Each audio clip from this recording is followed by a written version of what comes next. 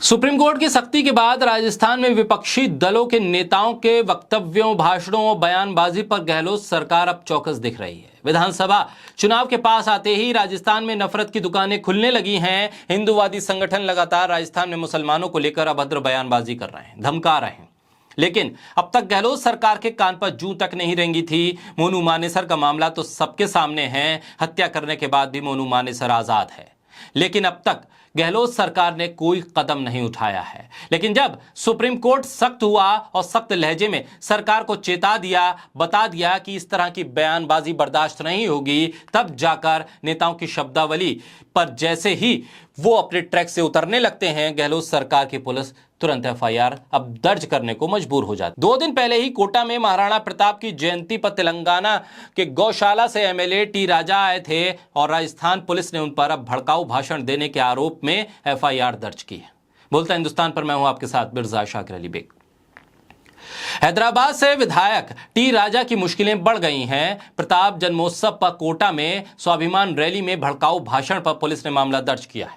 Police ने भाषण का एनालिसिस करने के बाद धार्मिक और सौहार्द बिगाड़ने की संभावना मानते हुए स्वतः संज्ञान लेते हुए मामला दर्ज किया है। कुन्हाड़ी थाना के सीआई गंगा सहाय ने बताया है कि टी राजा के खिलाफ 153A और 298 धारा में केस दर्ज किया गया है। इसकी जांच अब सीआईडी सीबी करेगी।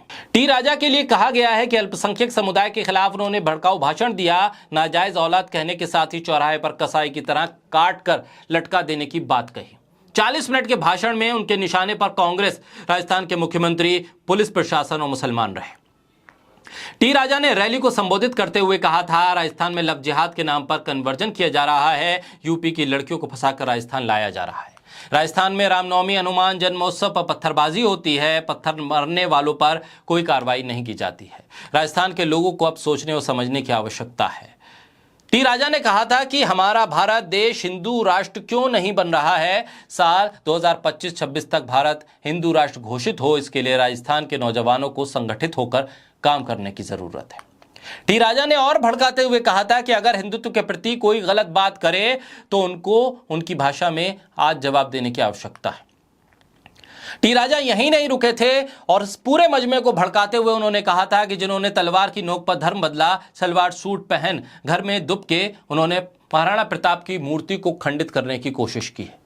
महीने भर पहले ही सुप्रीम कोर्ट ने कहा था कि हेट स्पीच देने वालों का धर्म देखे बिना उस पर एफआईआर दर्ज करें। एफआईआर हो गई है, लेकिन सवाल इस बात का है कि आखिर टी राजा को समाज को बांटने की कानूनन क्या सजा मिलती है, इस पर नजर है और उस सजा के बाद असर क्या होता है, यह भी देखना होगा।